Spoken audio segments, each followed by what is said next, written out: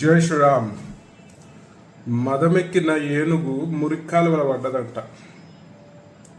ఆ తరంగా ఉంది మన ఎస్ఎస్ రాజమౌళి కథ. ఇవాళ ఎంతోమంది ఎస్ఎస్ రాజమౌళిని ఒక అద్భుతమైన డైరెక్టర్ అని చెప్పి అందరూ కూడా అభిమానిస్తారు. కానీ మొన్న ఒక స్టేట్మెంట్ తోటి ఇవాళ హిందూ సమాజంలో ఒక తీవ్రమైన వ్యతిరేకత వచ్చింది. మరి ఎస్ఎస్ రాజమౌళి, నేను కూడా ప్రశ్నిస్తున్నా, నువ్వు దేవుడిని నమ్మకపోతే నమ్మకు, మరి నీ ప్రతి ఒక్క సినిమాకు ముందు పెద్ద ఎత్తున పూజ చేసి మరి ప్రారంభోత్సవం చేస్తావు కదా, మరి నువ్వు నమ్మనప్పుడు ఎందుకు చేస్తున్నావు? ఆల్రెడీ అందరు విమర్శిస్తున్నారు, దేవుని కథలతోటి నువ్వు అడగోళ్ళు డబ్బులు సంపాదించినావు అని చెప్పి. మరి వాస్తవమే కదా. మరి ఈ హిందూ సమాజం నీ యొక్క సినిమాలను చూడకపోతే ఓన్లీ నాస్తిక కుక్కలతోటే నువ్వు సినిమా చెయ్యి, ఓన్లీ నాస్తిక కుక్కలనే అలౌ చేయి నీ సినిమాలకి. మరి హిందువులు సినిమా చూడకపోతే నీ బతికేమవుతుంది, నువ్వేమవుతావు అనేది కూడా ఆలోచించాలి.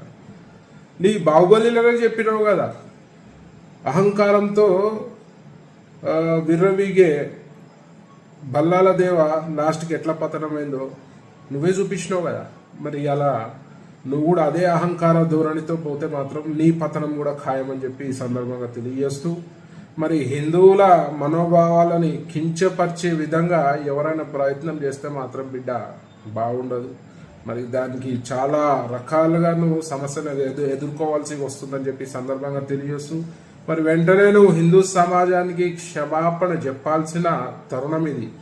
లేదంటే నువ్వు ఒక హిందూ ద్రోహిగా విద్రోహిగా ఈ సమాజంలో మిగిలిపోతావు. నీ ఎంత టాలెంట్ ఉన్నా కూడా పని చేయదు. ఎందుకంటే ఒకసారి హిందూ సమాజం విద్వేషిస్తే నీ బ్రతుకు హీరో నుంచి జీరో అవుతుందని ఈ సందర్భంగా తెలియజేస్తూ, వెంటనే నువ్వు క్షమాపణ చెప్పాలని చెప్పి నేను డిమాండ్ చేస్తున్నా. జై శ్రీరామ్. షేర్ చేయండి, లైక్ చేయండి, సబ్స్క్రైబ్ చేయండి. మరిన్ని వీడియోల కోసం బెల్ సింబల్ పై క్లిక్ చేయండి.